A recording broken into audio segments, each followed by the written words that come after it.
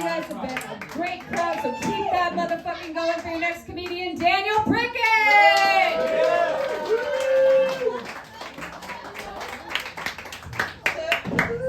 How's it going, everybody?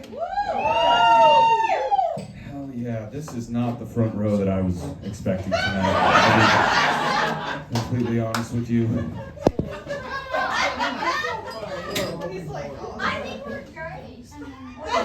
You know what? We're gonna find out.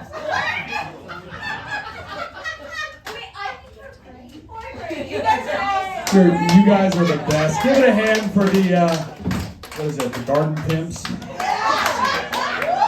Only one of y'all is right there. I know a little bit about Dirty Hose. I work in construction.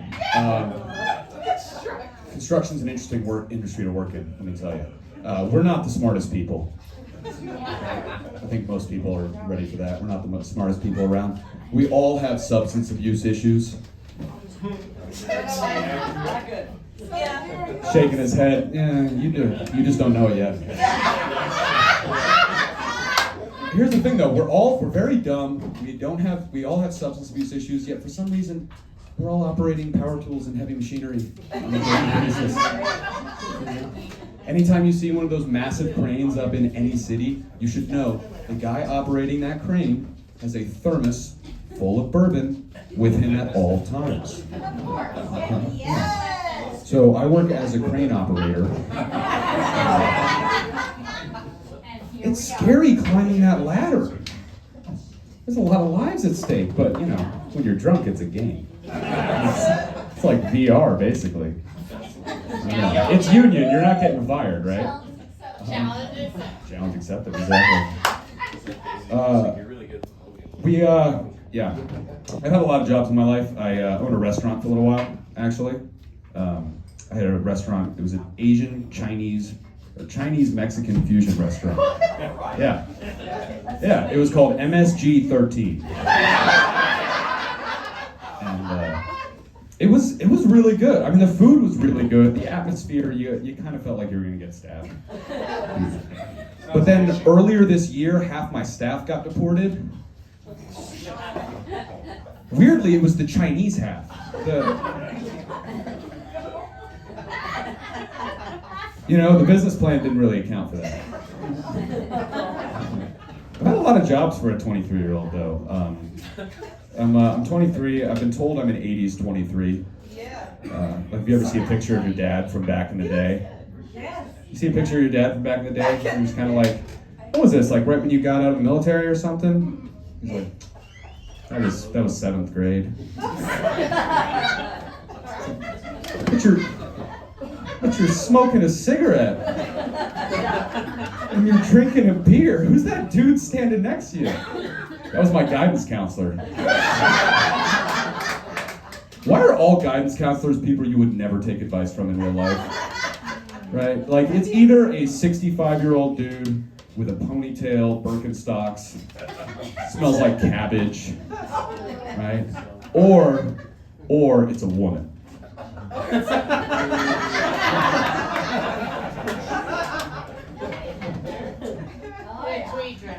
I don't think you're the one.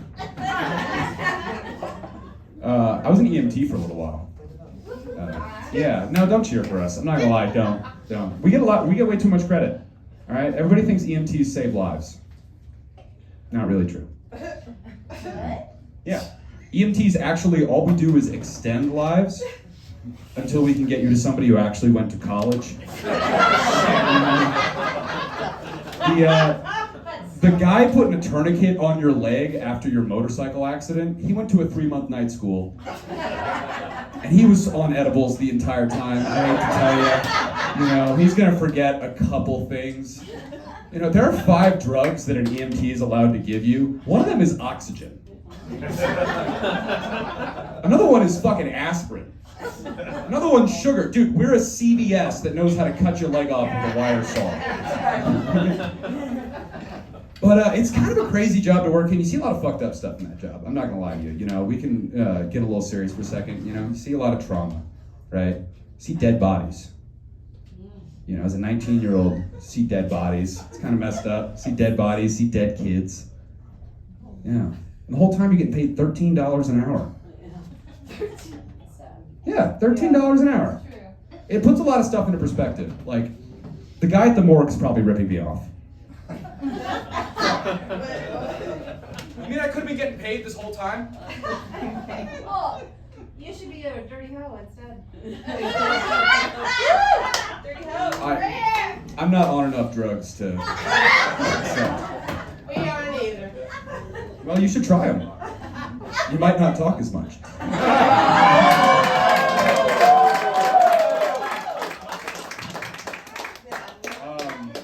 Yeah, it was. That was the point.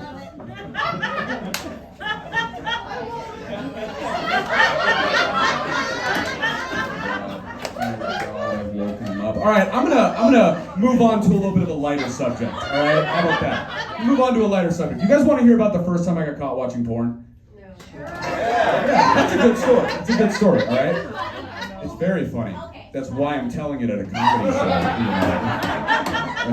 We're almost there. So I'm 12 years old, right? 12 years old. I did not have a lot of access to internet as a kid. All right. But when I did have access, I had to make the most of it. No, see, it's not a good thing, right? Because the once a month when I got access to internet, I saw more things than any person should see. In the course of one night, it's everything a dude who died in 2005 has seen in his entire life. Yeah, so on one night I go off particularly crazy. Kids today would call it a goon sesh. If you don't know what that means, you don't want to. Just trust me on that. But so my dad goes through my phone that night, wakes me up in the morning, pulls me into the bedroom, and he yells the name of every video I watched. With my mom on the bed crying. Which is like, whatever, but you know what? First son, you know, you don't really know how to react to that, you know. But the fucked up thing is most of the videos he named out were humiliation porn. So like you're kind of enforcing the fetish at that point, don't you think? You know, when you need a middle-aged man screaming at you in order to come, dating is difficult.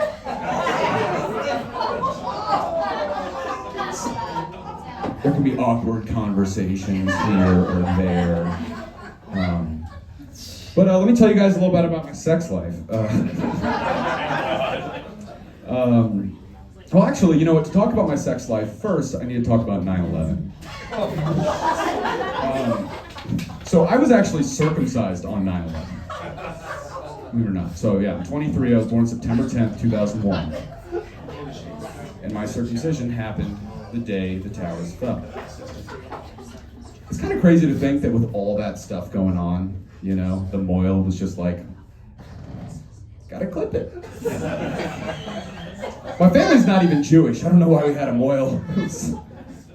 You know, classic Democrats, you know, white Democrats. That's how they do it. Yeah, so now that we got that out of the way, I hooked up with a girl a couple weeks ago, and she left her phone in the back of my truck, right? And my buddy told me that that's just her way of ensuring that she's gonna see me again. But she left her phone in my truck before we did anything. So now she doesn't want to see me. But I got her phone. All right, so, I mean, I don't have her phone anymore, actually. If she wants to pick it up, it's at the Pawn One. Fairview or Shanghai. $150 isn't bad. Call it a lesson. Right?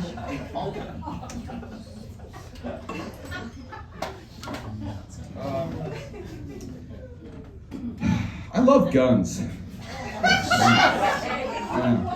I'm a big fan of guns. I bought like 3 or 4 guns in the last month. My bank is concerned, as well as a few law enforcement agencies. And the problem is I really love guns, but I also really love drugs. And for some reason, the government He's like, no.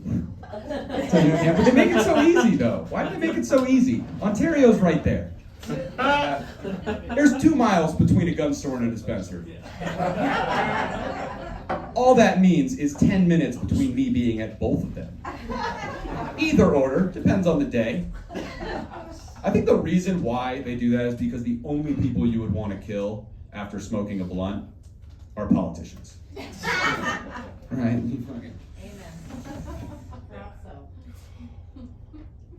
Fucking Brad, bro. Our governor is named Brad. Why is he so straight edge?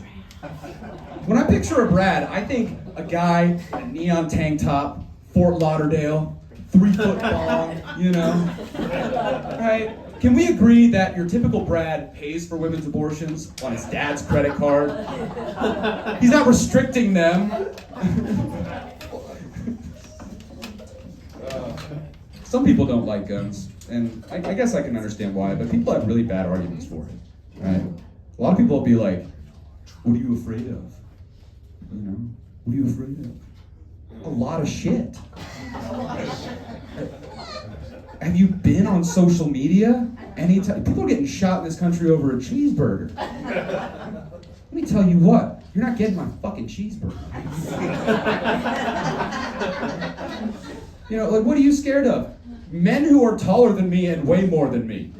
That's a pretty fair thing to be afraid of in today's society, all right? And then a lot of things another thing people say is, why don't you learn how to fight? Which is fair. So I did that. I went to a place to learn how to fight. And what happens is you realize that there's a lot of people who can kick the shit out of you.